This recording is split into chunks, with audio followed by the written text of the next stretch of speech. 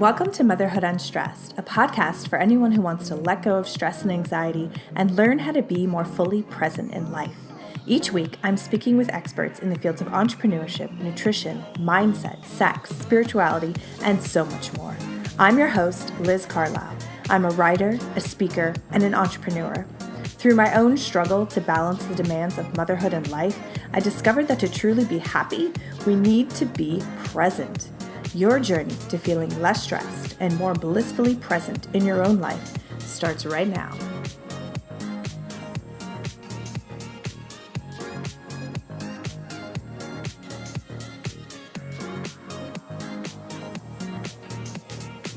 Hey guys, welcome to season 2 of the Motherhood Unstressed podcast. I'm so excited that you're here.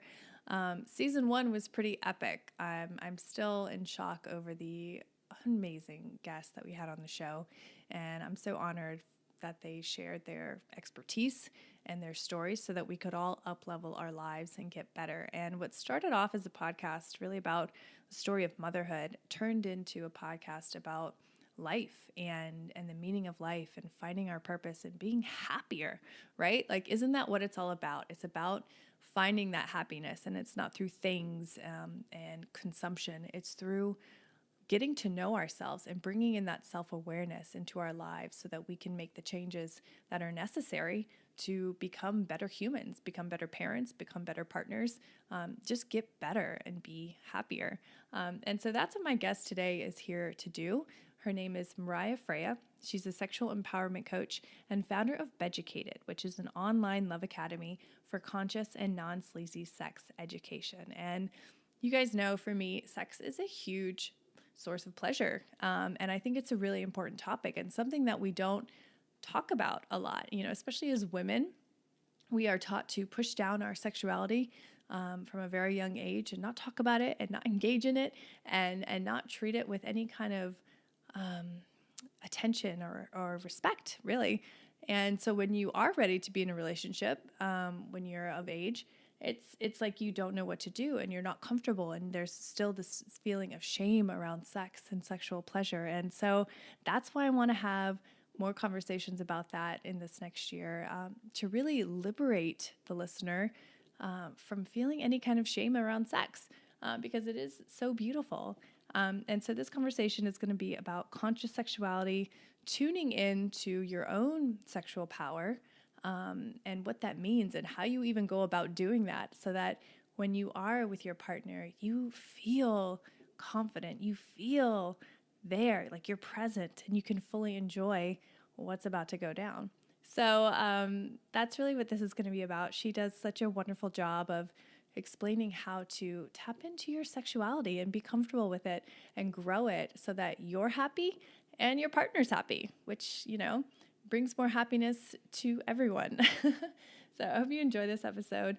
If you haven't already, please subscribe to the podcast and give us a 5-star review on iTunes. You guys know that does so much for the ratings, and I really want to get this show out to more and more people. And so when you just hit those 5 stars, it does so much for that. Also, if you think that a friend might benefit from hearing about how to tune into their sexuality, don't feel bad about sharing it with them. I think we definitely need to spread this around so that there's more pleasure experienced in the world. So I hope you enjoyed this episode, and let me know what you think. Screenshot it on your Insta stories and tag me at Motherhood Unstressed, and I'll share it back out. Thanks, guys. This episode is sponsored by Motherhood Unstressed CBD supplements. These are the supplements that I created with the intention of helping you deal with stress and anxiety in a natural way. I take 2 in the morning, and within about a half hour, I feel so much more grounded and calm and focused and ready to take on the day. So it really is a tool in your toolkit to help you live a better, happier life. So you can pick up yours at motherhoodunstressed.com, or if you're in Atlanta, at Nuts and Berries in Brookhaven or Roots Juices in Buckhead. Well, hello, Mariah. Welcome to the show. I'm so glad that you're here. Hi, nice to meet you. Good to be here. Thanks for having me. Well, yeah, I mean, this is a topic that obviously is very intriguing to a lot of people. Whenever I do an episode about sex, I get such a response, and I feel like it's because people want to talk about these things. They want to have conversations, especially with experts like yourself, but they don't know where to start. So before we get all into that, why don't we start by just having a little context about you and your background. How did you end up becoming a sexual empowerment coach? Thanks for asking. Sure. Yeah, I do find it, it's such a huge, and in the same time, for most people, such a unknown topic. And yeah, we dabble along in our lives and have different contact points with relationships, with, our own desires. But ultimately, it feels like there's not really, anywhere, a place where we can just go and get some clarity around it. So I'm glad you're hosting this topic as well. So I'm a sexual empowerment coach because I initially wanted to change the world. So I became a social worker. That was now 10 years ago. I went to India for a whole year. I was 18 back then. And it was just, for me, amazing to see that, amazing, and in the same time devastated that there were so many people so happy, but in the same time in such poor surroundings. So I was so touched by, at the same time, like the happiness and the lightness they were living their lives, even though they didn't have more than $1 per day. And so I decided, I have to help people. Like, that's something I want to do. And I never thought it would lead me into sexuality. And so when I was came together with my husband today, we just got married recently, so it's still a new word for me. But we are now 10 years together, and in the first 2 years, I had always this thing that I think many people experience. You have, amazing love hormones. You just think you found your soulmate, and you're just so like over the top in love with this new person, and you just can't think straight. Then a few years later, you know each other more. You know each other's beauties, and you know each other's darker sides, and suddenly you start to face certain things. And for me, that was how it would always be in my past relationships, losing my libido. So I wouldn't really desire him anymore. I wouldn't really enjoy his smell anymore. I was like really not in a good place with him, but I would still, make love with him because, that's what you do. That's what grown-ups do. That's kind of, helps the relationship. But I wasn't really honest with myself. And luckily, both of us went again to India, and we discovered a Tantra workshop there. And yeah, this was pretty much an opening and a new space for us to ask those questions, like, is our sex life great? Like, what's not going so well, and what's going well? What do I like? What do I don't like? And these questions suddenly, were really, really helping me to, first of all, like find, where I am here in this space, where I am as a sexual being, but also how I relate with my partner, in what ways. And I found that I wasn't really allowing myself certain things in my sex life. So a few years later, we just digged really deep. We lived for a few years in Southeast Asia, studied with different people, and it just really exploring and diving deep. Like, we discovered different relationship models and tried them also out. And you mean like open relationships? Yes, open relationships and all forms of like also dabbled into polyamory at some point, but found out that it wasn't for us. And so it was really interesting to see what's out there that most people don't know of, and allowing yourself to explore and see what works for you, what doesn't, and sort of collecting the tools that help you along the way. And that ultimately led to starting a blog. And you know how it goes when you start a blog, and then you suddenly create more and more contents, and people start to reach out to you, and suddenly you're like, there are people wanting your help. And yeah, so I got education as a coach, and sort of put all of these things into one thing. And today I'm founder of Beducated, which is really a platform, an online academy to connect people, first of all, with themselves, but also with their sexual being. So we offer mindful online sex education for grown-ups, and it's really a safe space for people to dive in. And it happens all online. That's why safe. So you know, you can be in the comfort of your home.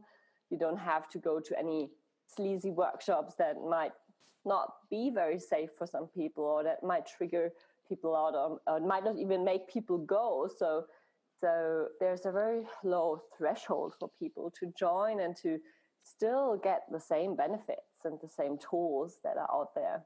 I love it. And I love how you say on your website, it's non-sleazy sex education, because I think, you know, when people first see that, they're like, oh, you know, this is porn, or this is, you know, something that's so far to the outside of norm. And it's really not. I mean, I really feel to my core that sexual education, real sexual education, is so important for our happiness, our fulfillment in life, our pleasure in life. Like it's huge. Of course, it's not everything, but it's a huge part of who we are as humans. And, you know, especially women who are so put off by anything sexual, you know, because our whole lives we're supposed to be very non-sexual, pure, I am doing quotation marks, you know, beings. And it's just not the case. It's not reality. So I love that you are really on the forefront of educating women and men about how to access this pleasure in life. It's huge.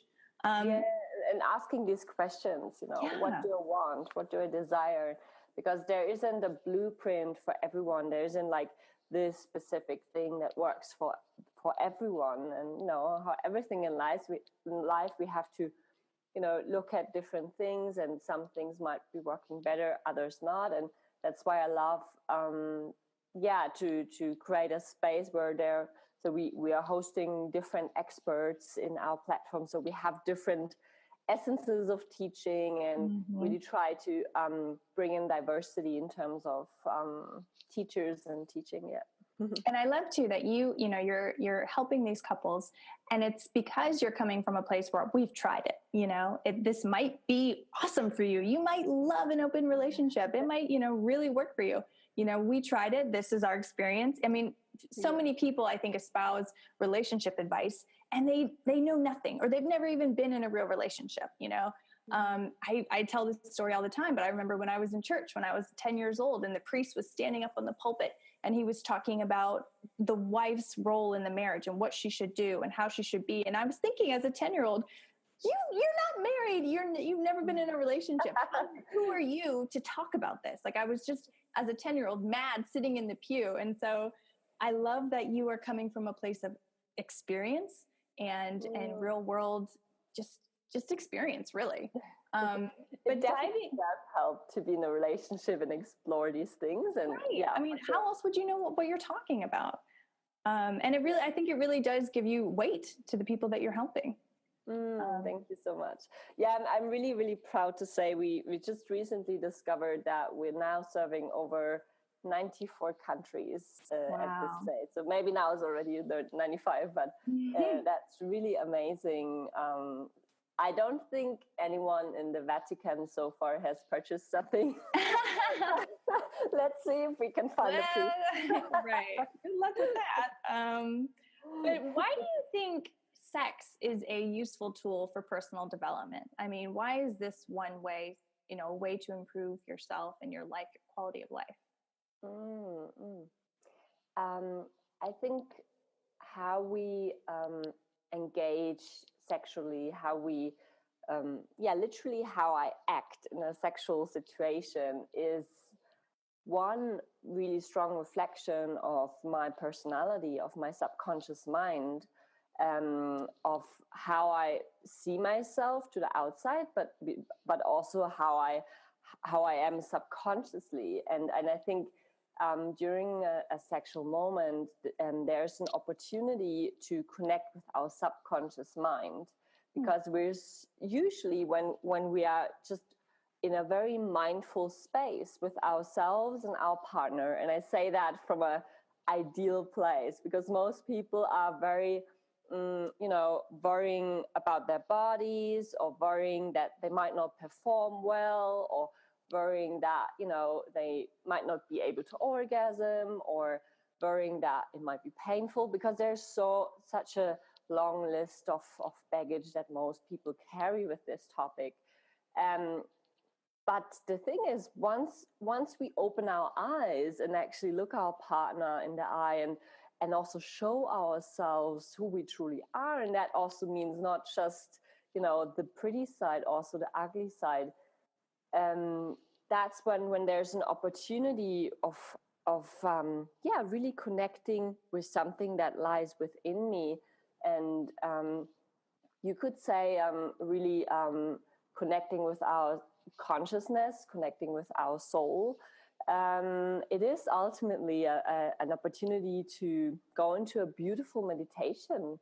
An orgasm itself, I mean, is such an ecstatic and exciting thing to think about. And for anyone that has experienced an orgasm before, they know it's like there's no thought, there's just void, it's just pure bliss in that very moment. Or it could even go on and on for longer time. But in that very moment where you feel like, yes, like this is like just full pleasure, there's an opportunity to really sink in deeper. And that leads to a very, very deep fulfillment that starts from the root, from below the belly button. And that's what I've experienced as a woman. Feeling always a bit flat, like my libido was just not on how I wanted. So I always felt like, in a way, weak, or, skinny girl, and not strong.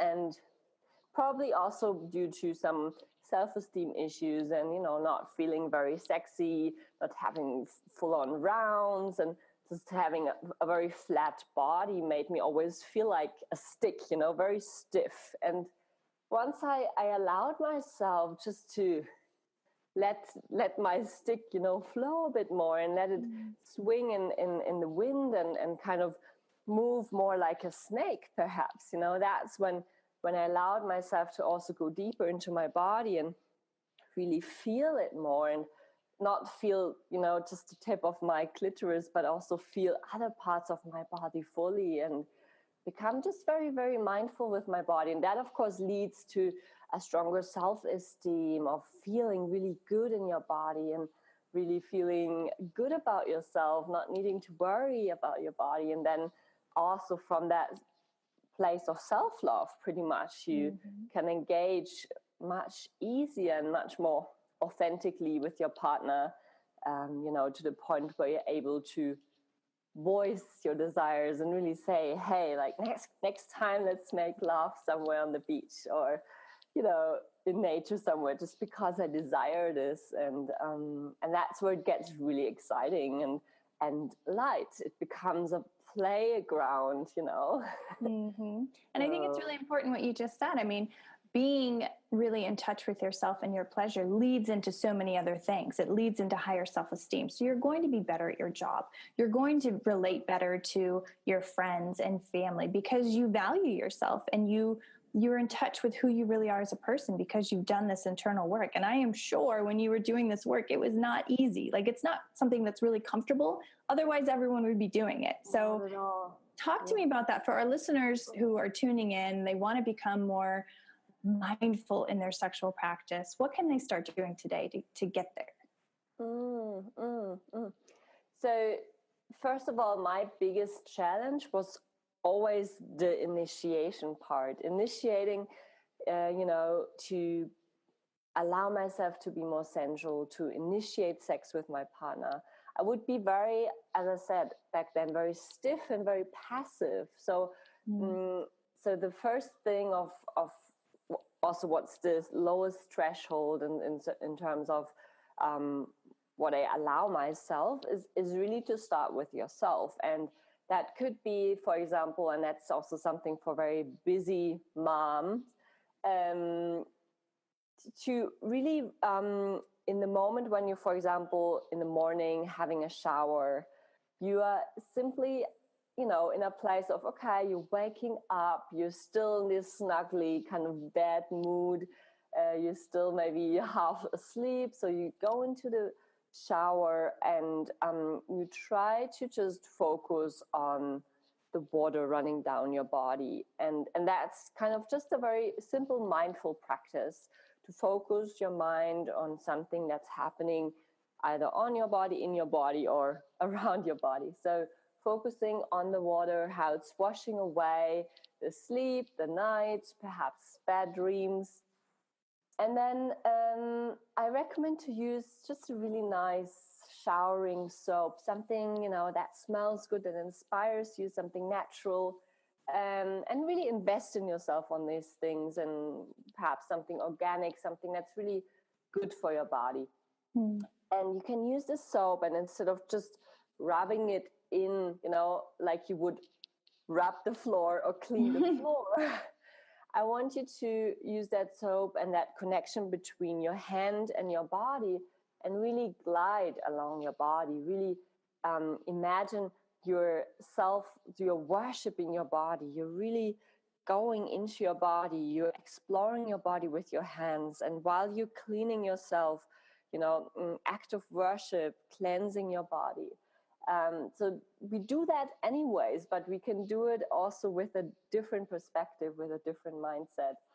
And then from there, you could get out of the shower once you're done, and continue. Use some really nice body oil and do the same practice again, massaging this oil into your body, really feeling your body. Perhaps even, you can play some music and start just to move your body a little bit while you're doing this.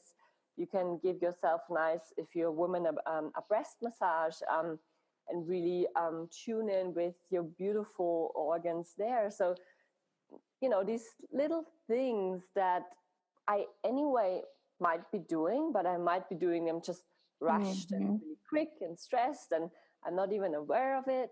And that's when we can change, to allowing ourselves to be more sensual, to be more respectful with our bodies, and not seeing it just as a vessel, that's carrying me around and that gets old and eventually dies, but really seeing it as a temple. And we've heard this many times again and again, but there's always this resistance that I find for most people that are starting on this journey.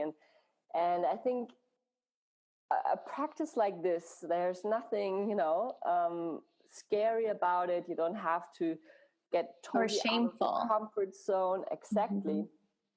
And then from there, we can continue, perhaps ask our partner to massage us, or, the next time just be really aware of how he strokes your body or how you kiss each other. And you will also realize some things, by being more mindful, you suddenly start to realize, like my partner's not such a good kisser, but he's just great and touching me, so you can communicate, you can use your voice to say, yes, I like that. Or instead of using a word, you can just moan a little bit louder, or just use little things, that you might already be doing, but do them a little bit more and a little bit louder and a little bit more mindful to see what really your body craves and what you really yearn for. I love that. I love that, because honestly, I think people aren't asking themselves what they really like. And so they don't even know, like there's no level of self-awareness.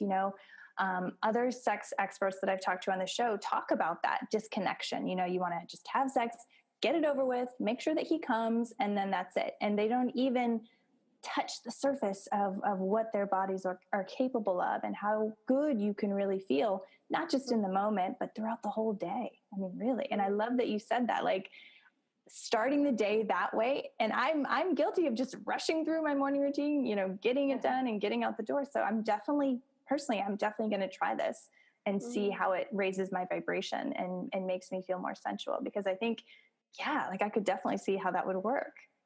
Yeah, and exactly, raising your vibration, you know, in the morning you can still access your subconscious mind nicely. And, you know, when you start that sensually, your response system will be much more open to sensual situations. And, you know, you might be eating something delicious for lunch, and that's again an opportunity to really use our full senses and be very mindful about that food. Or, you know, sex is pretty much an essential experience where we use all our senses. Our eyes are the most predominant ones because we're very used to visual sexuality thanks to porn. I mean, it's also a good thing because we can sort of see things and then visualize and think, okay, yeah, that's something that could work for me. But it's also very limited because it's already our predominant sense. So when we close our eyes, we start to become more aware of other senses, of hearing, of smelling, of tasting, of feeling. And that's when it gets interesting. Oh, absolutely. So do you think that that's the key to having better orgasms? Or how would a woman, you know, listening to this right now who, you know, has great orgasms, whatever, but how can you make that even better? Well, of course, there's a lot of things you can do, and especially depending where you're at on your journey. So if you have very strong pain during sex, I would recommend a different thing to a person that can already experience penetrative sex and likes it, but for example, can orgasm only through the clitoris. So I mean, there's different states where it could be, and there's not like a better state or a worse state. And wherever you are, this is the perfect state where you are. And so I always encourage everyone to look at a sensation in your body that, you know, might be already associated with pleasure, but perhaps it's just a very tiny form of pleasure. Perhaps it's just a tiny, you know, flickering inside your belly button or just inside your womb, and that could become something really powerful by focusing on it. So again, bringing our mind to that part of our body and really staying there. And when you suddenly, you know, drift off, you can go back to that place. And the easiest way to do this is, of course, through self-pleasuring, because then you don't have really a lot of distraction. But if you're with your partner, it's also possible, you know, to just ask your partner, hang on, honey, just continue what you're doing. I just want to focus on something in my body. And, you know, take that time.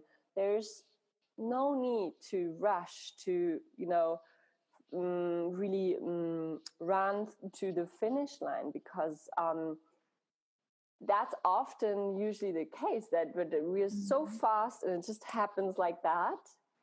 And there's a reason for it, because we're still in a taboo here, and we're still, for most people, we're still somehow, you know, shutting off the lights and don't really look. And once we pause, it could get scary, because that's when, you know, things can bubble up. So I recommend someone to really focus on a tiny sensation, and that sensation might not be something that you would associate with an orgasm, but it might turn into one by simply opening up to it. And because we're rushing so quickly to the finish line, often, and I see that for many men and most women as well, I'm focusing, you know, on that particular pleasure that I know of. So, I've done it before. It always worked. So I'm trying to achieve this particular sensation, but it's only something that my brain associated, that as an orgasm. At some point, I decided, okay, if I'm doing this and my clitoris starts to get really hot and my body starts to shake and I'm getting really, really, I don't know, like intense waves of pleasure, that's the orgasm. But how about we let that now for a moment aside and look at another form of orgasm, look at perhaps another form of sensation that could, once we start focusing on it, also become an orgasmic experience. And that doesn't have to be a peak necessarily. That could be more riding waves, a form of like it comes and goes. I think we still look at sex still too linear in terms of, okay, that's the foreplay and that's the peak and that's the end. But I think it's a form of experiment, really, to create a space of exploration. Where I'm starting to bring in new sensations and without judgment, just letting them be. And even if it's pain, of course, I always recommend check it out with your doctor to make sure there's not any other issues. But if it's a somatic pain that you're experiencing, this can be a very, very powerful opportunity to heal and to really, really make this pain into a pleasurable experience ultimately. So is riding the waves, is that more of a tantric philosophy? Is that where that comes from? Yeah, it's definitely something that I use, how I express it, but it's definitely an idea from Tantra where they love to ride one orgasm after another without losing the energy. But for me, it's more of, just kind of like you go hiking. There's sometimes an up and there's sometimes a down. So, and it's okay. It's not like only if there's an up, I'm feeling happy. I'm also feeling happy when there's a down. So it's a bit more organic, I'd say. And it's definitely a tantric expression on that. Yeah. I love that. I love that you said that, because I feel like so many people, like you said, there's a beginning, middle, and end. And usually it's, less than 10 minutes, especially if you've been with someone a really long time. Like, let's be real. You would be surprised. It's probably even 5.4, like on average, penetrative sex alone. And of course, adding up to a little bit of foreplay, it's probably around 10 minutes or so. But that's, of course, not the time where scientifically a woman is able to be warmed up fully and be able to have these deep experiences. When just you ask me the question, how can we experience more pleasure and have amazing orgasms? It take more time. Yeah, I love really that. Simple. And I realized after 30, 40 minutes, and that doesn't mean, it's 30, 40 minutes, humpy bumpy, kind of really fast rabbit sex. I really mean, having that space of warming up each other, perhaps having a bit of penetrative sex, but then maybe moving also to other practices, other things that I enjoy and that really gives me that space to explore. But of course, then there's this thing when I don't have time. So we have to find a way to create time in order to really get the full potential of it. Otherwise, it would be too easy. Yeah. And I think it's kind of like, you could liken it to working out. Like I do 10-minute HIIT workouts, maybe once or twice a week, but then I also go for longer runs and do longer, it's a balance. You can't just do one and expect to receive great results. I love that you said that. Exactly. So anyone listening, there are other ways and it's okay. And these are some things that you can do. This was really helpful. I mean, I feel like even selfishly, even for me, just to hear this and be reminded of these things is really helpful. But we've talked a lot about the woman's sense of pleasure. Let's switch over to the man's. And I think so many people think like, oh, a guy is, it's really easy manual, easy to get them to orgasm, but give us some other tips about really increasing his pleasure. Yeah, you might be surprised. There are so many men that struggle with having orgasms during penetrative sex, or ejaculating in front of their partner, or getting it up. There is a lot of struggle in the men's world, and it's still not much talked about. And even the guys that are in our tribe, they're super, super interested, and they really, really want to learn more. But I still find that there's always a majority of women that are interested in these topics, and guys tend to be like, yeah, it works. I don't have to change anything. Like it seems to be hard for them to maybe also admit that there could be something better, that they come fast, and then it's just finished for their partner. So when we look at the male orgasm and male pleasure, it's in a way similar, because women ultimately adapted to the male rhythm over centuries. So women just come fast because they know they've got to come faster than their already fast partner. So if he comes in 5, I've got to come in 4. So just to know what we're talking about here. And so for guys, I think where they struggle as well is really the stubbornness on the goal again. So that for them, sex is an opportunity to ejaculate, to orgasm, and that's great. There's nothing wrong with that. But I just found that guys do get a bit lazy when it comes to foreplay, and even though it would help them as well to have more intense orgasms and experience other forms of pleasure as well. But it's because their sexual energy, and that's again something that comes from Tantra, it starts right at their genitals. So it's kind of like a spiral. It starts at their genitals and it moves outwards. So they can get really, really quickly hot, and they can get really, really quickly ready to go. And for women, it's the other way around. It starts from the outside. So they need stimulation from the outside. They appreciate romantic scenes, environment that stimulates them, a safe space. And then they can slowly, by just kissing and hugging and caressing, slowly get hot as well internally in their vaginas. And that's a very, very different where everyone's coming from. So for guys, it's important to understand this, and in the same time, perhaps focus a little bit on your center, on your penis, but then also focus on other things. So move the spiral outside and not finish, where you just started. So really move the pleasure towards the outside. So perhaps your partner can start with a blowjob, and that will feel amazing for men to start with this, because it starts right at their center. But then, move to pleasuring her, caress her, perhaps also receive a caress on your whole body to spread the pleasure all around in your body. And that's really helping men to, first of all, really redefine themselves as sexual beings, but also,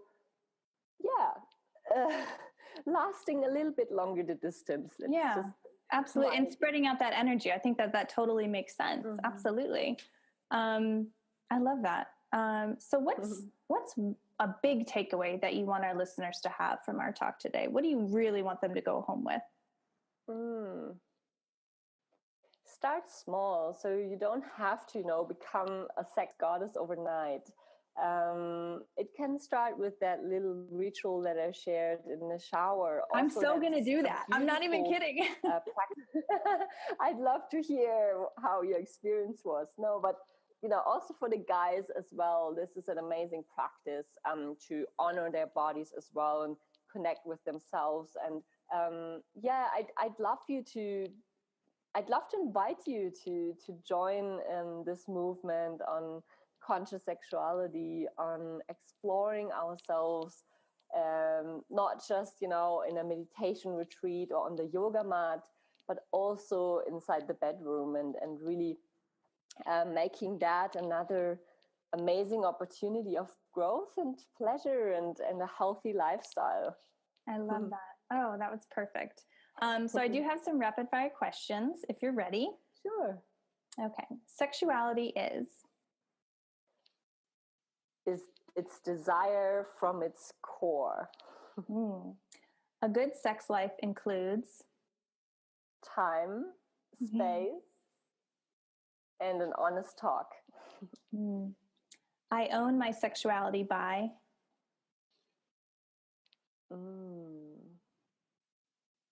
worshiping my body. I love that. And love is endless. And last one, what's something that you've learned in life that you wish someone would have told you earlier on? That it's okay to feel what I'm feeling, and because feeling these emotions will help me express my sexual being even more, and that it's great to touch my body as a kid already and explore my body as much as I can. I love that. I love that. This was so amazing. Now, how can our listeners find you online and learn more about Beducated? Sure. So you can type in Beducated, which is education in the bedroom, just put together in one word. So beducated.com. You can find everything there. We have different online programs also on the quite famous Yoni and Linga massage or Tantra massage, which are amazing tools as well to explore your sex life. There's heaps of free materials on our blog, on our magazine, with a lot of conscious sexuality knowledge. So you can start right there and then dive deeper. I just have one more question. How would you define conscious sexuality? Well, it's really from not being in my body and doing because I do it for my partner, not for myself, to really being aware and conscious and present and mindful. These are all terms that kind of come in the same spectrum, in the same area, and really being in my body and acting because I love to worship my partner. I love to have sex because that's what I really feel like, and not because I'm pressured into or because that's what you do. And that's really was a big change for me to acknowledge that in my relationship. Yeah. I love it. I just know this episode is going to change lives. I just know it. So thank you. Thank you. It's already happening, which is so great. So. Yeah, absolutely. Absolutely. Thank you so much. Thank you as well for your great questions. Hey guys, I hope you enjoyed this episode on sex with Mariah Freya. Definitely share it with a friend. Again, don't feel embarrassed. Just share it out and see what happens. Who knows? You could really improve someone's life just by sharing this with them. Also, please hit those 5 stars on iTunes. It does so much for the show. And if you listen week in and week out and you haven't left a review yet, what are you doing? Please go ahead, hit those 5 stars. It literally takes 5 seconds.